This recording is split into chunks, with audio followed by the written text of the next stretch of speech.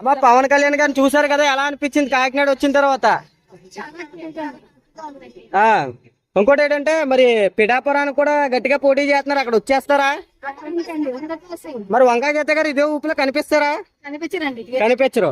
మరి ఇక్కడ కొండబాబు గారు పోటీ చేస్తున్నారు, ఆయన వచ్చేస్తారా? ఇంకా వైసీపీకి ఏంటి మరి? Hi hi bye bye bye bye YCP అంటే నెక్స్ట్ అయితే ఈయనే వచ్చేస్తారు గ్యారంటీ.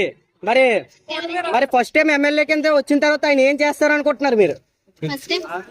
ఎమ్మెల్యే జాబ్ చేస్తారు, ప్రతి ఒక్కరికి జాబ్లు అంతే. ఓకేనా మరి రైట్. అందరూ అభివృద్ధి అవుతారని అందరికి నమ్మకం ఉంది. అంటే కుల మత భేదాలు ఏమైనా వస్తాయి? ఈయన వస్తే ఏముండవు. ఈయన